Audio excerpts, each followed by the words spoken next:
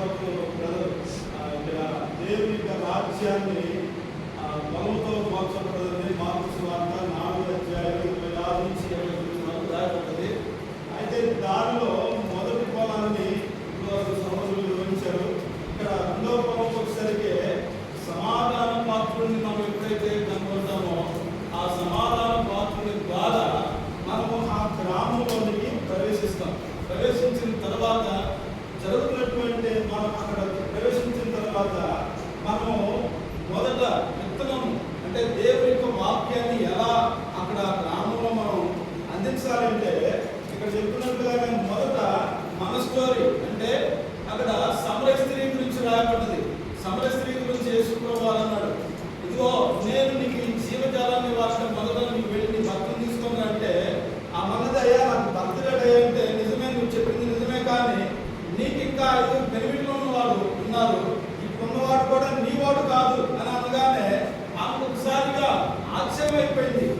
ఏంటంటే ఎప్పుడు కూడా ఈయన నేను చూడలేదు, ఎప్పుడు కూడా ఈయన మా గ్రామానికి రాలేదు, అలాంటి ఈ వ్యక్తి అంటే నా యొక్క జీవితాన్ని గురించి నా పాపాన్ని గురించి అంత కూడా బట్టబయలు చేస్తున్నాడు అని ఆమె తన హృదయంలో యేసుప్రభువారి గురించి విశ్వసించింది.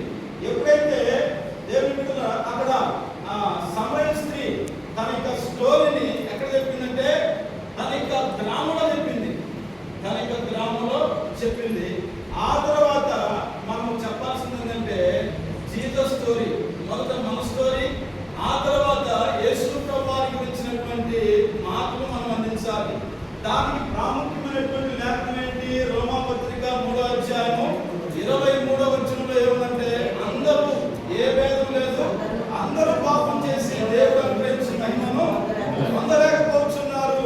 ఇక్కడ అందరూ కూడా పాపం చేసి ఏమవుతున్నారంటే మరణానికి వెళ్ళిపోతున్నారు.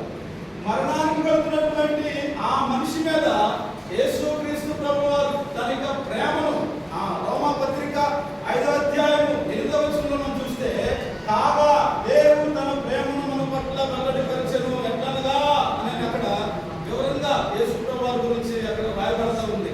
యేసు ప్రభువారు తన ప్రేమ చేత మరణ స్థితిలో ఉన్నటువంటి మనలను మన మరణాన్ని ఆని తీసుకొని ఆయన ఏం చేశాడంటే ఆ మరణం ద్వారా ఇప్పుడు పడిపోయినటువంటి మనలను ఆ సిలువ అనేటువంటి బ్రిడ్జి ద్వారా మరలా ప్రభువుని చేరుకోవడానికి అవకాశాన్ని దేవుడు మనకు అనుగ్రహించాడు.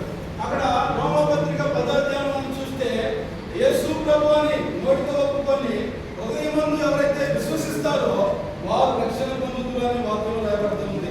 అలాగనే యేసుక్రీస్తు ప్రభువారు మరణించడం ద్వారా ఇప్పుడు మనకేమవుతుందంటే రక్షణ అనేది కలుగుతుంది. ఒక వ్యక్తికి సమాధాన పాత్రలు దొరికిన తర్వాత సమాధాన పాత్రని చెప్పాల్సినటువంటి 2 ప్రాముఖ్యమైనటువంటి పాయింట్లు ఏంటంటే మొదట మన స్టోరీని చెప్పాలి. మన స్టోరీ ఇందాక చెప్పారు కదా, మనం అట్లా ఇట్లా మేము ఒకప్పుడు భయంకరమైనటువంటి స్థితిలో ఉన్నాం అని కాకుండా మృదువుగా చెప్పేటువంటిది కూడా మృదువుగా చెప్పాలి.